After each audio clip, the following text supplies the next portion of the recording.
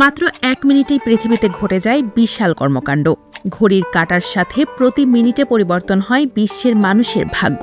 এই যেমন প্রতি মিনিটে বিশ্বে প্রায় 250টি শিশু জন্মায়, মৃত্যু হয় প্রায় 108 জনের। তবে আজ কথা বলবো মধ্যপ্রাচ্যের এক দেশ নিয়ে, যেখানে বিয়ে ও তালাকের ক্ষেত্রে ঘড়ির কাঁটা যেন বেশ দ্রুতই ঘুরছে।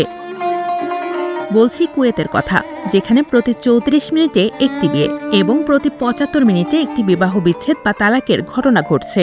অর্থাৎ কোথাও সানাই বাজিয়ে কবুল বলে পথ চলা শুরু করলেও তখন বা তার কিছু সময় পরেই আশপাশে কোথাও নেমে আসছে বিচ্ছেদের নিস্তব্ধতা। 2025 সালের নভেম্বর মাসের শরিয়া নোটারাইজেশন বিভাগের তথ্যের ভিত্তিতে এই প্রতিবেদনটি তৈরি করা হয়েছে। কুয়েতের বিচার মন্ত্রণালয়ের পরিসংখ্যান ও গবেষণা দপ্তর জানিয়েছে, গত নভেম্বর মাসে শরিয়া নোটারাইজেশন সেবার চাহিদা ছিল তুঙ্গে।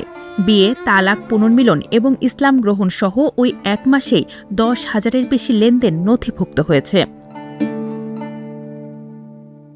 পরিসংখ্যান অনুযায়ী নভেম্বর মাসে 1252টি বিয়ে ও পুনর্মিলনের ঘটনা নিবন্ধিত হয়েছে, অর্থাৎ গড়ে প্রতিদিন 42টি, অর্থাৎ প্রতি 34 মিনিটে একটি বিয়ে হচ্ছে।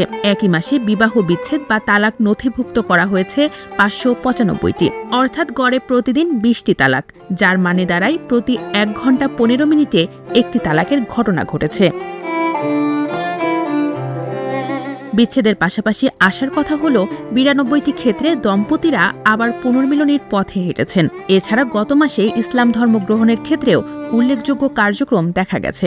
সরকারি মাধ্যম ও অন্যান্য মাধ্যম মিলিয়ে মোট 52,359টি বিভিন্ন লেনদেন নথিভুক্ত হয়েছে।